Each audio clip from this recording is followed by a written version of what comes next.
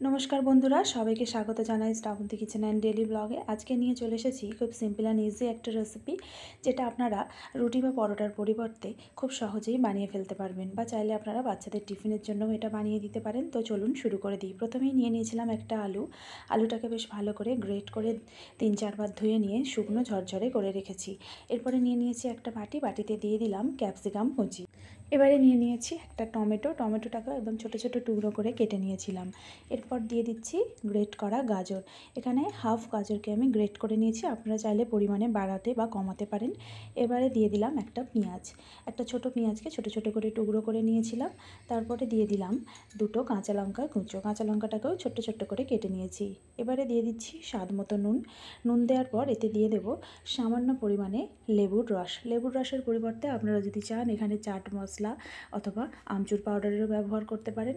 এবারে দিয়ে দিলাম কয়েকটা কারি পাতাকে ছোটো ছোটো করে টুকরো করে কেটে নিয়ে।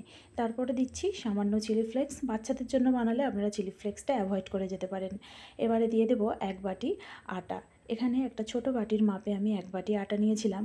ওই বাটির মাপেই হাফ বাটি বেসন নিয়ে নিয়েছি, অর্থাৎ যে পরিমাণ আটা নেবেন তার হাফ আপনারা বেসন নিয়ে নেবেন। এরপরে চামচের সাহায্যে সবগুলোকে আমি মিক্স করে নিচ্ছি। বেশ ভালো করে এগুলোকে মিক্স করে নিতে হবে। এখানে চাইলে আপনারা হাতের ব্যবহারও করতে পারেন। এখানে আমি চামচের সাহায্যেই মিক্সটা করে নিয়েছি। এরপর এতে অল্প করে জল দেব।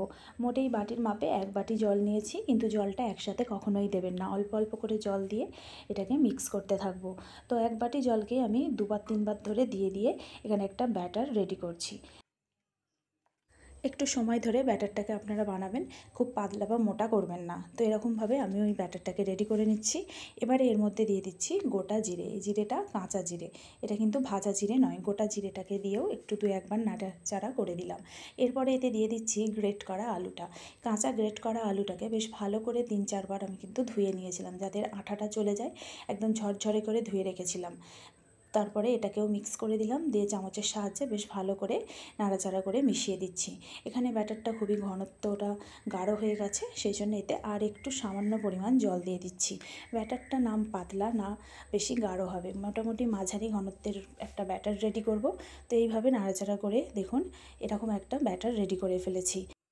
রেডি করা ব্যাটারটাকে মিনিট 2-এর মতো রেস্টে দিয়েছি। এখানে কোনো রকম সোডা বা ইনো কোনো কিছুই ব্যবহার করিনি। আপনারা যদি চান এখানে ব্যবহার করতে পারেন, তবে সোডা না দিলেও এই রেসিপিটি কিন্তু অবশ্যই ভালো হবে। তো দেখুন প্রথমেই কড়াটা বসিয়ে দিয়েছিলাম, খুব সামান্য 1 চামচের মতো তেল দিয়ে দিয়েছি। তেল দিয়ে নিয়ে খুন্তির সাহায্যে তেলটা একটু এদিক ওদিক করে ছড়িয়ে নিয়েছি। এবারে একটা ডাবু নিয়ে নিয়েছি।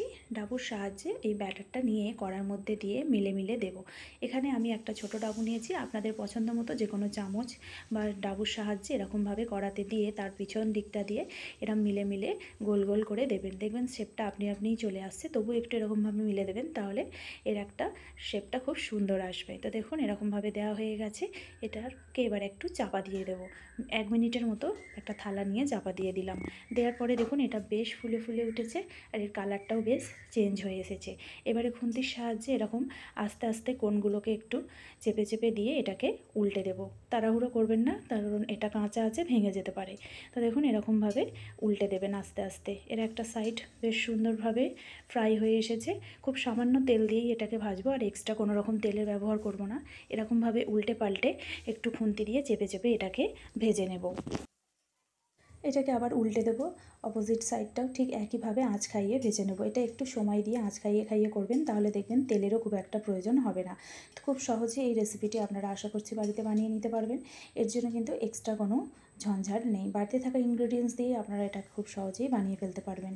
একইভাবে আমি পরেরগুলোও করে নিচ্ছি। তো দেখুন এটা কিন্তু একটু সাইজে একটু বড় করেছিলাম। এটাকেও ঠিক একই প্রসেসে এরকমভাবে কম তেলের মধ্যে দেওয়ার পর একটু 1 মিনিট চাপা দিয়ে রেখে আবারও উল্টে পাল্টে এটাকেও ভেজে নিয়েছি। আপনারা চাইলে এখানে আপনাদের মনের পছন্দ মতো সবজি অ্যাড করে দিতে পারেন। এখানে বিনস দিতে পারেন, ফুলকপি দিতে পারেন, বাঁধাকপি দিতে পারেন। বাচ্চাদের পছন্দ মতো সবজি দিয়েও এই রেসিপিটি আপনারা অবশ্যই বানিয়ে ফেলতে পারবেন। আরও একটা এরকমভাবে ভেজে নিলাম। তো খুব সহজেই এটাকে বানিয়ে ফেললাম। এই রেসিপিটি কেমন লেগেছে আপনারা অবশ্যই কমেন্ট বক্সে জানাবেন। যদি ভালো লেগে থাকে অবশ্যই একটি লাইক করবেন। এরকম রেসিপি দেখতে চাইলে আমার চ্যানেলটিকে অবশ্যই সাবস্ক্রাইব করবেন। রেসিপিটি কেমন হয়েছে কমেন্ট বক্সে অবশ্যই জানাবেন। আর বাড়িতে ট্রাই করুন এরকম মজাদার রেসিপি। বাড়িতে থাকা ইনগ্রিডিয়েন্টস দিয়ে খুব সহজেই এটিকে বানিয়ে ফেলতে পারবেন। রুটি পরোটার পরিবর্তে এরকম বানিয়ে দেখবেন, স্বাদ বদলও হবে আর একটু অন্যরকম রেসিপিও খাওয়া হবে। এই ধরনের হেলদি রেসিপিটি আপনারা অবশ্যই বাড়িতে বানিয়ে ট্রাই করে দেখতে পারেন। বাচ্চা বড় এই রেসিপিটি আশা করছি সবারই ভালো লাগবে। তো বাড়ির সবার জন্য বানিয়ে ফেলুন এরকম হেলদি রেসিপিটি। সকাল বা রাত যে কোনো সময়ই এটা আপনারা খুব সহজেই বানিয়ে নিতে পারবেন। এটা আপনারা টিফিনের জন্যও বানাতে পারেন। তো বাই বাই বন্ধুরা, দেখা হবে নেক্সট ভিডিওতে।